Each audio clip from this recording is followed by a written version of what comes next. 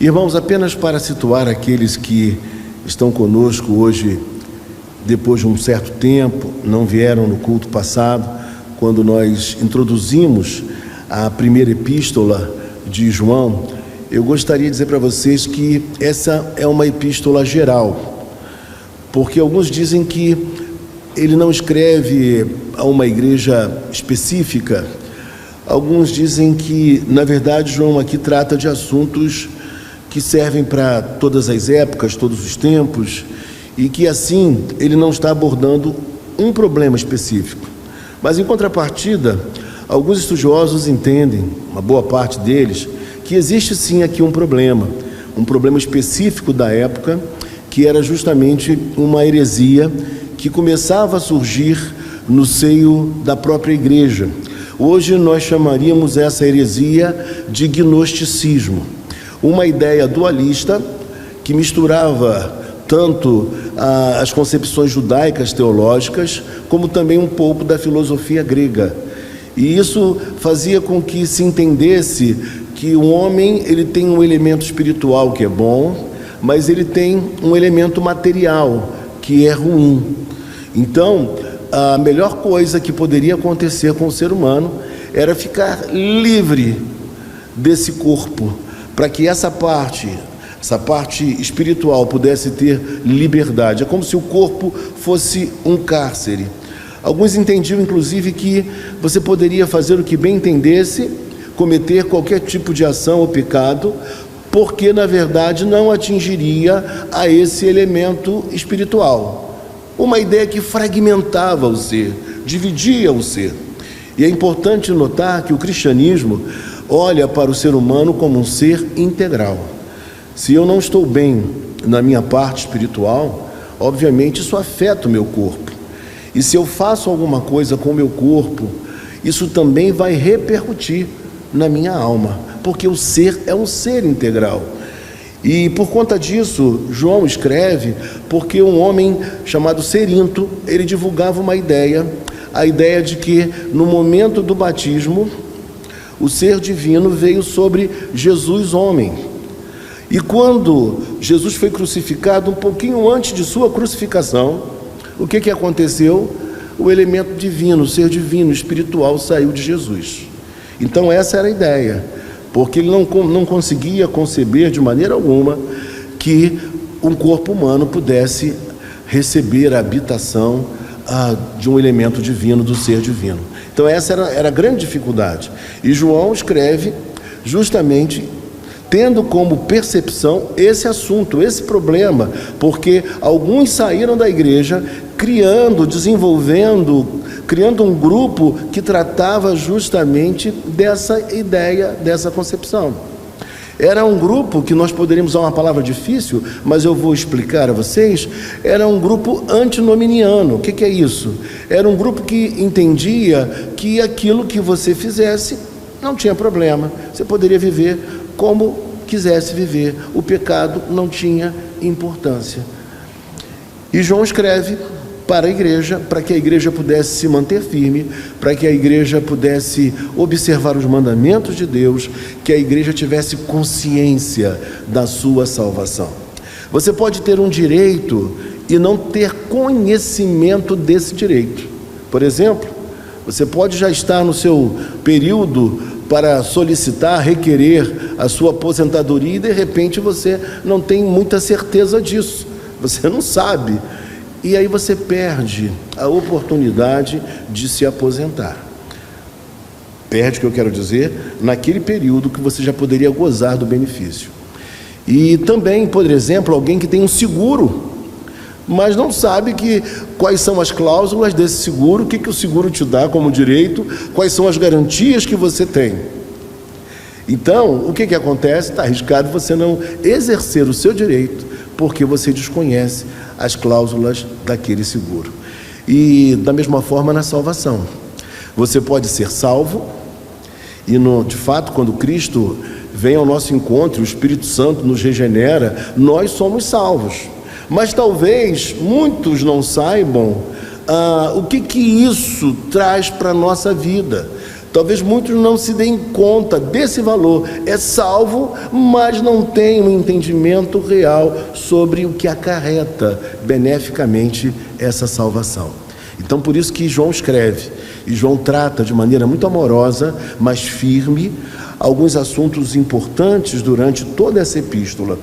E logo no primeiro versículo do capítulo 2, ele vai nos dizer assim, da maneira que era peculiar a ele: filhinhos meus. Uma expressão de amor, de carinho, como quem diz: olha, vocês que são a igreja, saibam que o que eu vou falar agora é porque vocês são meus filhinhos na fé. Vocês são amados do Pai e são amados por mim. Não entendam nada do que eu vou dizer como algo contrário a vocês. Muito, desculpe a redundância, mas muito pelo contrário. É algo para o bem de vocês. E ele diz: estas coisas vos escrevo para que não pequeis.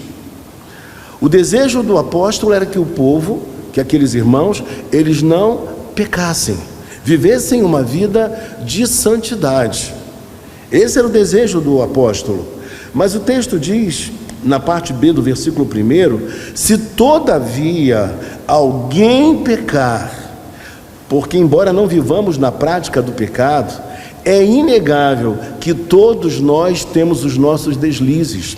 Todos nós pecamos e falhamos.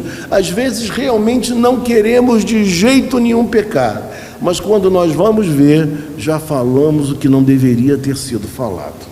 Já brigamos com quem a gente não deveria brigar jamais. Então, essas coisas acontecem. Mas ele diz que se nós pecarmos, nós temos um advogado junto ao Pai. Nós temos um paráclito, é a palavra. Nós temos um advogado junto ao Pai. É como se ele dissesse assim: vocês têm um advogado de defesa.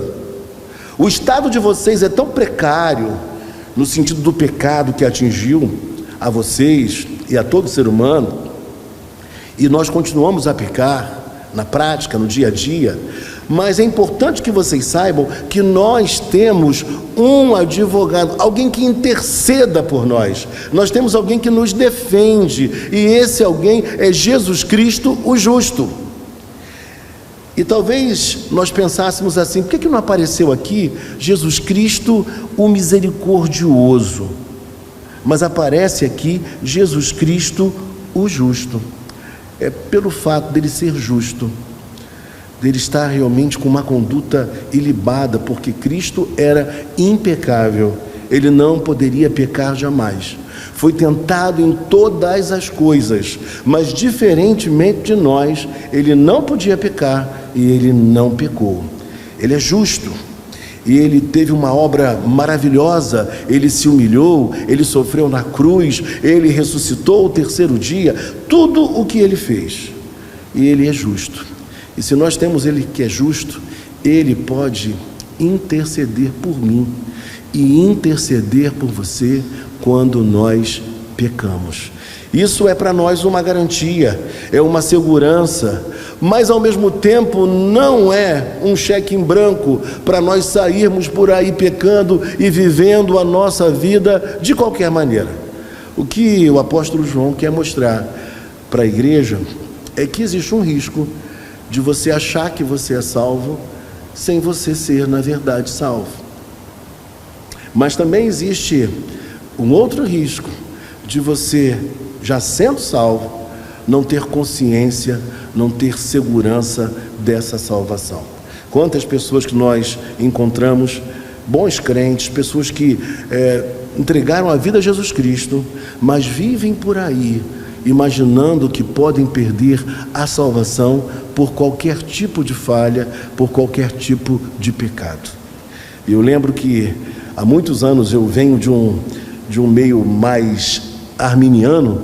Eu lembro que, vez por outra, eu ouvi um pregador dizendo assim: nesta manhã, você que pecou e deseja vir aqui à frente para receber a oração, para que Cristo possa reescrever o seu nome no livro da vida. E aí eu fiquei pensando, depois com o tempo, falei: meu Deus, imagine só, imagine esse caderno, vamos dizer assim, onde estão os nomes dos salvos. Se em cada pecado tivesse que passar uma borracha, apagar um nome e depois colocar o nome outra vez, esse caderno estaria semelhante ao nosso caderno, ao meu caderno da época em que eu era criança. O caderno era uma coisa horrível, de tanta borracha que eu havia passado no caderno. Não é dessa forma. Você que é salvo, você tem a garantia dessa salvação. E isso traz certeza, isso traz paz, traz segurança, mas não segurança para vivermos a nossa vida de qualquer forma, de qualquer jeito. Então, o que João está fazendo é tentando colocar as coisas nos seus devidos lugares, para que o entendimento claro pudesse ser compreendido pelos irmãos. É isso que está acontecendo aqui. E aí depois termina a parte B, entramos no versículo de número 2, e ele é a propiciação pelos nossos pecados. Jesus Cristo não é apenas aquele que tira a culpa que está sobre nós, muito mais do que isso. Ele é aquele que remove a ira de Deus por conta do nosso pecado. O sacrifício de Cristo, a obra de Cristo, removeu a ira de Deus que pairava sobre cada um de nós. E isso é maravilhoso. Não somente a culpa pelo pecado, mas ele é a propiciação, palavra diferente, pelos nossos pecados. E ele fala mais, não somente pelos nossos, mas do mundo inteiro. O que significa dizer que a obra de Cristo, ela tem alcance mundial.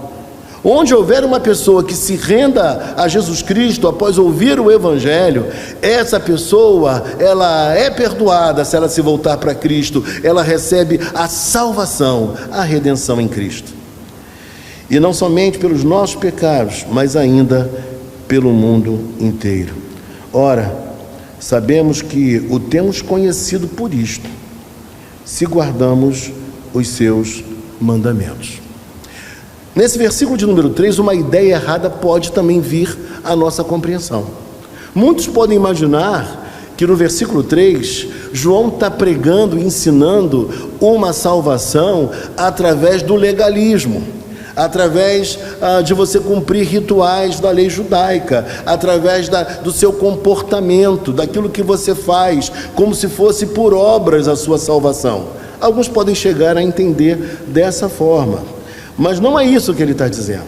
O que na verdade João está querendo expressar aqui é que uma vez que nós conhecemos Jesus Cristo, uma coisa nós fazemos necessariamente, e é isso que o texto fala para nós no versículo de número 3: nós guardamos os seus mandamentos.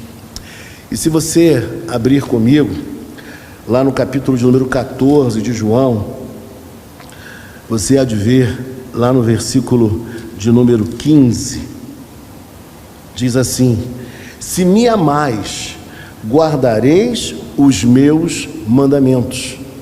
Se me amais, guardareis os meus mandamentos. E é interessante que 15:14 já diz o seguinte, é o contrário agora, 15:14: vós sois meus amigos, se fazeis o que eu vos mando. Então, o que João está dizendo para a igreja, para aqueles irmãos, é que existe a obediência daquele que ama a Deus. Os mandamentos do Senhor não são penosos. Os mandamentos do Senhor, para aquele que é eleito, para aquele que é crente, eles envolvem prazer e alegria.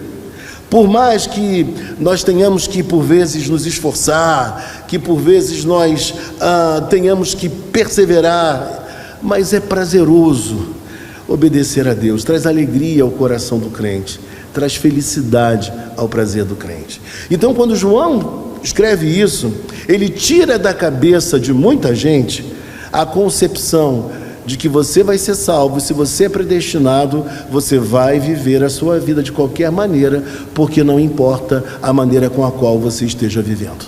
Não é isso que ele está dizendo. E na sequência ele prossegue. Olha que riqueza. Aquele que diz, eu o conheço, e não guarda os seus mandamentos, é mentiroso. Irmãos, quem diz isso é o apóstolo do amor. O apóstolo do amor, ele não tem o menor receio de chegar e dizer para os irmãos o seguinte: olha, se vocês não guardam os mandamentos, e quem não guarda os mandamentos, ele é o quê? Ele é mentiroso. E não para por aí, ele vai enfatizar. Na sequência, ele vai reiterar o que ele acabou de dizer. E olha que quem fala isso é o apóstolo do amor. Isso significa dizer que quem nos ama fala a verdade para nós, em amor, mas fala a verdade para nós. Quem nos ama nos corrige, quem nos ama nos orienta, quem nos ama nos dá uma direção segura. Ele faz esse papel que é tão difícil, ainda mais em tempos como os nossos, que ninguém quer ouvir certas coisas. Mas quem nos ama, por amor a nós, é capaz de falar até mesmo aquilo que não vai ser muito bem recebido por nós. E aí ele enfatiza, ele reitera, quando na parte final do versículo ele diz: e nele não está a verdade. Então ele chama de mentiroso, e depois ele fala que não está nele a verdade. Ele reitera o que ele acabou de dizer. Então veja que o texto é profundamente claro aos irmãos, porque a preocupação do apóstolo do apóstolo João, era que aqueles irmãos pudessem viver vida santa, vida correta. E nesses dias, onde as igrejas estão, por um lado, crescendo muito, as igrejas não têm tido essa preocupação de falar sobre assuntos assim, sobre pecado, sobre santidade, sobre obediência, sobre o cumprimento, a observação dos mandamentos de Deus. Versículo 5: aquele, entretanto, que guarda a sua palavra, nele verdadeiramente, agora não é mentira, agora é verdadeiramente, ele vai dar uma ênfase aqui, é a ênfase, tem sido aperfeiçoado no amor de Deus. Aquele que, na verdade, é de Cristo, ele ama. Todo aquele que é de Jesus Cristo, ele tem em si um amor. E é esse amor que nos aperfeiçoa. Nós somos aperfeiçoados no amor. É o que João está dizendo ao nosso coração. É um caminho de crescimento, de desenvolvimento, de aprimoramento espiritual. Outra coisa importante destacar nesse texto, meus irmãos, é que em inúmeras oportunidades aparece aqui nesse texto a palavra conhecer ou saber na língua grega. Inúmeras oportunidades, muitas vezes. Por quê? Porque esses homens heréticos, eles acreditavam que era possível você alcançar salvação através de uma revelação de um grupo iniciado, de alguns privilegiados. Era uma das concepções que havia na época. Como também muita gente hoje pode pensar que alguém é salvo meramente porque conhece textos bíblicos de cor. Não significa dizer isso também. Então, João está mostrando que existem ideias erradas e inclusive com certo embasamento bíblico desvirtuado. Nós podemos ler a Bíblia, compreendê-la de maneira equivocada e sairmos por aí acreditando numa série de coisas que a Bíblia não está dizendo. Então veja, o papel de João não era um simples papel, era um papel de instruir, de aprimorar os irmãos, de instruir os irmãos. E na sequência ele vai dizer assim para nós, veja comigo: aquele, entretanto, que guarda a sua palavra, nele verdadeiramente tem sido aperfeiçoado o amor de Deus. Nisto sabemos que estamos nele. Ele vai falar agora o que nos certifica que nós estamos nele. Ele vai dizer: aquele que diz que permanece nele, esse deve também andar assim como ele andou.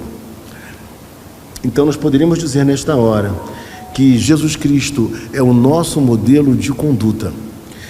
João está dizendo que aqueles irmãos, eles tinham um padrão de comportamento, de maneira de ser, de existir, de passar pela terra. Ou seja, Jesus era para eles e é para nós o modelo, o nosso grande modelo de conduta, de como agir, de como nos comportar. Então veja comigo uma coisa importante: se nós estamos nele, nós andamos como ele andou. E aí eu pergunto a você, como foi que ele andou? Como foi que ele andou entre nós? Servindo ao próximo. Como ele andou entre nós? Amando aos pecadores. Como foi que ele andou entre nós? Buscando o interesse dos outros antes de buscar o seu próprio interesse. Tendo uma vida profundamente abnegada, uma vida santa, uma vida ilibada. Foi assim que Jesus Cristo andou entre nós. Então, se você quer ter certeza, convicção de que você é dele, que você é salvo, veja se você anda assim como ele andou. Se os valores de Cristo estão na sua vida, é um grande sinal de que você de fato é dele. Se você encontra alegria na observação dos seus mandamentos, isso é um sinal insofismável que você é dele. Não é o caminho do legalismo, daquele que faz uma série de coisas em nome de Deus e para Deus, para depois dizer, eu sou salvo. Não é isso. Mas quando na sua própria existência, na sua própria vida, você tem prazer em observar os mandamentos de Deus, quando você anda assim como Jesus Cristo andou, você pode ter a certeza, a convicção de que você é dele. Você não carece de ter a menor dúvida. Uma vez alguém perguntou assim, eu estou desconfiado que eu pequei aquele pecado que não tem perdão, pastor. A blasfêmia contra o Espírito Santo? Sim, eu acho que eu estou num estado que não tem jeito mais, eu acho que eu não sei, não adianta nem eu vir mais à igreja, pequei muito feio, tenho pecado de maneira horrorosa. E aí eu virei para essa pessoa e falei assim para ela, olha, a própria dúvida, o próprio receio de ter pecado contra o Espírito Santo já é um sinal de que você não pecou contra o Espírito Santo. Mas como assim? Por quê? Ora, a pessoa que peca contra o Espírito Santo, ela não vai sentir culpa, ela não vai sentir menor temor de ter pecado contra a pessoa do Espírito Santo. Ah, então agora eu estou entendendo. Eu falei, pois é. A pessoa que ela enveredou pelo caminho do pecado, aquela pessoa que blasfemou contra o Espírito Santo, ela já não tem mais essas preocupações. Mas você não está preocupado, você não agiu bem, mas está preocupado com o que aconteceu. E aí, o texto vai nos dizer assim, versículo 7, amados, não vos escrevo um mandamento novo, senão um mandamento antigo, o qual desde o princípio tivestes. Esse mandamento antigo é a palavra que ouvistes. E eu pergunto a você nessas horas, ou nessa hora, que mandamento é esse? Que mandamento antigo é esse? Você sabe? Tem ideia? É o amor. Porque o amor era o parâmetro para a relação lá no início. Por exemplo, de Adão e Eva, do primeiro casal. Depois, nós lemos em duas passagens, Levítico 19 e 18, e Deuteronômio capítulo 6, versículo 5, que nós devemos amar a Deus e nós devemos amar o próximo. A nossa relação precisa ser de amor para com Deus, ou seja, numa linha vertical, mas também precisa ser uma relação de amor numa linha horizontal. Esses dois mandamentos que eu citei, esses dois textos que eu citei, eles falam justamente sobre o amor.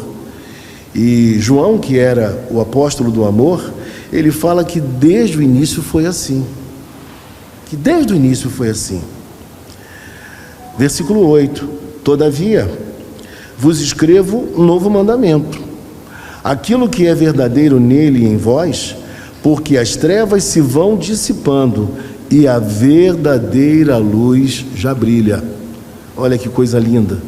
Então, tudo aquilo que aqueles heréticos pensavam, João refuta de uma maneira muito sábia, dizendo que em Cristo nós temos tudo aquilo que é necessário para a nossa segurança salvífica e aquilo que Deus quis revelar a nós, porque era importante, Ele já nos revelou, para que ninguém vivesse apavorado. Eu fico vendo alguns grupos evangélicos que as pessoas vivem apavoradas em relação à sua salvação. E isso é péssimo para a nossa própria espiritualidade. Versículo 9: aquele que diz estar na luz e odeia a seu irmão, até agora está nas trevas.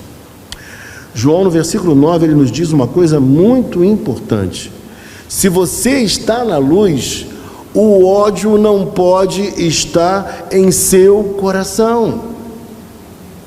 Você pode divergir do outro, você pode não pensar da mesma forma que o outro, mas de maneira nenhuma isso é um aval para que você odeie a outra pessoa. Entende?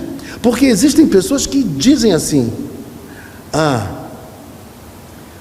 eu amo ele lá em Itaboraí, eu aqui em Niterói, ele longe de mim, ou ela longe de mim, aí eu amo, aí eu quero. Mas a gente sabe pela palavra de Deus que aquele que de fato está na luz, ele não pode odiar a seu irmão. Certa vez eu ouvi uma pessoa dizendo, ou melhor, eu soube através de uma pessoa que alguém tinha dito que odiava uma pessoa da igreja, uma irmã da igreja. Eu falei, meu Deus do céu, como alguém pode odiar? E eu falei assim, poxa, se o pastor dessa igreja souber disso, vai ser uma coisa muito difícil para ele, muito triste para ele, saber que alguém dentro da sua própria comunidade odeia a uma pessoa da própria comunidade. Só que esse caminho não é o caminho do amor, esse caminho não é o caminho da luz, esse caminho não é o caminho da salvação. Porque uma pessoa que odeia, ela não é salva. Quem é movido pelo ódio não pode ser contado entre os filhos de Deus. Por mais que você esteja magoado, por mais que você esteja entristecido, por mais que você tenha sido ofendido, e com justeza você desejaria que essa pessoa se arrependesse, voltasse para você e pedisse perdão, se reconciliasse contigo, mas odiar jamais. E o texto prossegue dizendo para mim e para você, veja comigo, ainda para a gente fixar bem essa ideia no verso 9, aquele que diz estar na luz e odeia seu irmão, até agora. Esse até agora aqui, ele destaca uma realidade muito importante. Veja comigo, olhe para a Bíblia, olhe para a tela, e você verá que até agora está nas trevas. Não está na luz. Não é salvo. Porque a Bíblia fala para nós em Colossenses 1,13, que Ele vos transportou das trevas para o reino do Filho do seu amor. Quem está na luz está no reino do Filho do amor de Deus. Mas quem está odiando ainda não nasceu de novo, ainda não vive a nova vida. E o texto prossegue dizendo, veja comigo, aquele que ama seu irmão permanece na luz e nele não há nenhum tropeço. Permanece na luz, ou seja, não há como não permanecer na luz e ficar na luz aquele que já foi iluminado. Se você foi iluminado, se eu fui iluminado, eu não tenho como estar em trevas, eu não tenho como permanecer nas trevas, porque eu permaneço na luz. Olha que coisa. Então, João esclarece no versículo 10 que quem está na luz é quem ama. Mas amar não é meramente sentimento. Amar é agir de maneira concreta para o benefício daquela pessoa que por vezes até te ofendeu. Compreende? Então, esse é o amor bíblico. O outro te ofendeu, mas você ainda, tendo como ajudá-lo, tendo como socorrê-lo, você irá fazê-lo. E aí no verso 11, aquele porém que odeia a seu irmão está nas trevas, e aí ele é enfático, e anda nas trevas, e não sabe para onde vai, porque as trevas lhe cegaram os olhos. A pessoa que odeia, ela está nas trevas, e se ela está nas trevas, ela não tem direção segura para o seu caminhar, ela não sabe para onde está indo, ela não tem direção, ela não sabe o que quer na vida. E eu digo para você, como nós temos visto pessoas assim. Em dias como os nossos, as pessoas parecem não saber o caminho, a rota, onde querem chegar, para onde estão indo. E João fala para que o cristão possa saber de maneira muito segura e tranquila qual é a direção a ser seguida, o que já aconteceu em nós, a provisão que Deus já nos deu para que nós caminhemos bem. Filhinhos, eu vos escrevo porque os vossos pecados são perdoados por causa do seu nome. Nós temos o nosso pecado perdoado por causa do nome de Jesus Cristo, sua obra, seu sacrifício. E ele fala: pais, eu vos escrevo, porque conheceis aquele que existe desde o princípio.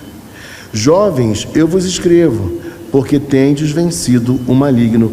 Parece que no versículo de número 12 para o versículo 13, ele vai definindo as coisas, dividindo as coisas. Primeiro ele chama de filhinhos, de um modo geral, mas depois ele fala sobre pais, e ele fala também especificamente sobre filhos, jovens, um outro grupo de pessoas. Então ele diz assim: filhinhos, eu vos escrevo porque os vossos pecados são perdoados por causa do seu nome, a certeza do perdão de pecados.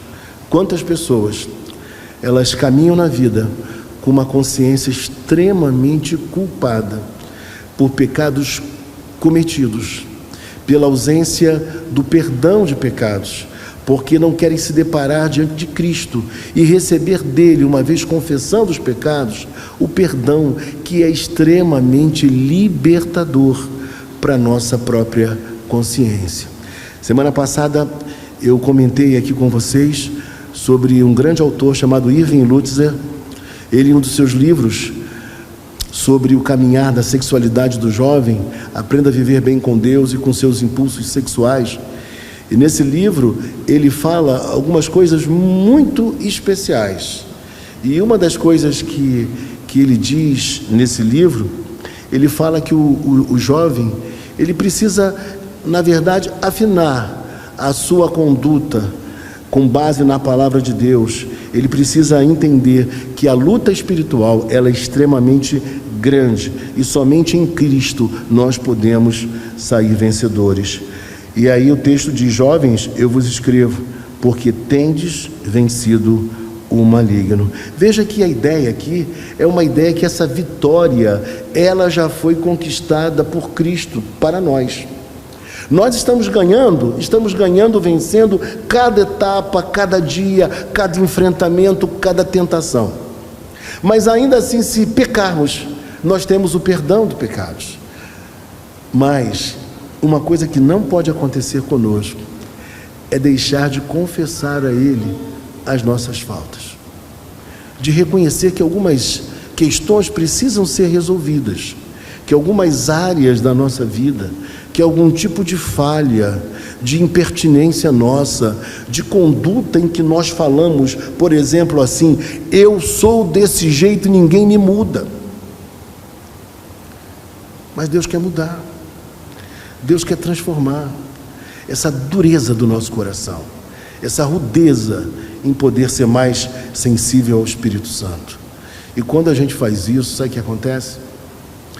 Vem uma libertação, e a libertação da nossa consciência, porque sabemos que estamos bem com Deus, que não há nada nos impedindo de ter uma relação boa com Ele, porque os nossos pecados fazem separação entre nós e o nosso Deus. Isaías 59. Então, temos relação com Deus, mas também nós não temos nenhum tipo de problema relacional com os nossos irmãos. A nossa relação, ela é franca, ela é verdadeira, ela é positiva. E para a gente terminar, o texto vai dizer assim para nós: filhinhos, eu vos escrevi, porque conheceis o Pai. Quem está em trevas não conhece o Pai, mas quem está na luz conhece o Pai, e por isso ele chama de filhinhos. Filhinhos são aqueles que são cristãos, que seguem a palavra, que permanecem na palavra. E se você permanece na palavra, você é dele, você pode se tranquilizar. Pais, eu vos escrevi, porque conheceis aquele que existe desde o princípio. Jovens, eu vos escrevi, porque sois fortes, e a palavra de Deus permanece em vós, e tendes vencido o maligno. O que faz dos jovens o forte é a presença de Deus em nós. O que faz do jovem forte é ter Deus no seu coração, e é justamente isso que nos dá a condição de vencer as estratégias malignas. E talvez esse versículo aqui seja muito importante para os nossos dias, porque nós nunca vimos tantos jovens se sentindo fracos. E aqui fraco não é só por pecar e falhar e errar, só pelos deslizes comportamentais, mas eu digo, nós nunca vimos uma geração de gente tão fraca, de jovens que não lutam pelos seus sonhos, pelos seus interesses, pelas suas buscas, pelos seus ideais de vida. Todo mundo muito fragilizado, todo mundo muito vitimizado. E nunca vivemos uma época em que todas as coisas estão ao acesso de nós. Tecnologia, oportunidades, conhecimento, informações. Quando eu era jovem, para você saber sobre algum concurso público, você tinha que ter dinheiro para comprar o jornal Folha Dirigida. Não era assim? Hoje em dia não. Você entra no Google, coloca lá concurso da justiça, aparece lá vários concursos. E aí você vai se informando, vai pesquisando, vai estudando. Hoje é assim que funciona. Nós temos acesso até a informações demais. Mas antigamente não era assim. Mas apesar de tudo isso, nós vivemos uma geração extremamente fragilizada. Tudo dá medo, tudo assusta, tudo é grande demais, tudo é perigoso, tudo é complicado. E quando a gente olha para a história dos nossos pais, como foi? Alguns se casaram tendo só uma mesa, uma cama e um fogãozinho daqueles pequenininhos. Era assim que viviam, e aos poucos foram comprando as suas coisas. Hoje o que acontece? Alguns estão dizendo que a adolescência agora, ela vai até 35 anos. Porque alguns com 35 anos ainda são chamados de homem-menino. Homem-menino. Não querem assumir as responsabilidades próprias da vida. Não querem se casar, não querem sair da casa paterna. Não lutam pelos seus sonhos, pelos seus objetivos. Conheço história de gente com 15 anos que teve um encontro real com Cristo, e a partir daquela data tudo foi diferente na vida dessa pessoa. Conheceu a Cristo e abraçou a fé com todo o coração. Conheço histórias assim, gente que se converteu e se converteu mesmo, e a partir desse encontro com Cristo, um horizonte novo se abriu, novas oportunidades, uma força para vencer, uma força para lutar pelos ideais da vida, porque o Evangelho, ele produz isso em cada um de nós. E nós somos fortes, inclusive para vencer as artimanhas de Satanás. O maligno, ele já está derrotado. E nós temos vencido o maligno. Os jovens têm vencido o maligno. E é isso que a gente precisa enfatizar em dias de tamanha fragilidade. Tudo deixa as pessoas para baixo. Tudo as amedronta. Tudo faz com que elas rompam relacionamentos. Tudo, qualquer embate, qualquer choque, qualquer colisão de ideias, as pessoas não têm a capacidade, a grandeza de enfrentar as dificuldades na vida. Fico pensando, se chegar numa empresa e o patrão exigir alguma coisa, ou criticar alguma coisa que foi feita, deve correr para o banheiro para chorar. Não pode ser assim. Então João está dizendo para nós que aquele que está em Cristo, ele vence o maligno, ele permanece, ele encontra alegria em obedecer os mandamentos de Deus, ele está na luz, ele anda na verdade, ele tem Jesus Cristo como seu grande referencial, como seu modelo de vida e conduta. O que João escreve aqui é profundamente libertador para aqueles dias, e eu diria para você, para os nossos dias também. O que João escreve aqui é uma proposta de santidade, mas não uma proposta legalista. É uma salvação pela graça, mas ao mesmo tempo uma mostra clara que aquele que é salvo pela graça, ele encontra prazer em obedecer a palavra de Deus, crescer em santidade diante do Senhor. Vamos orar neste momento, queridos irmãos.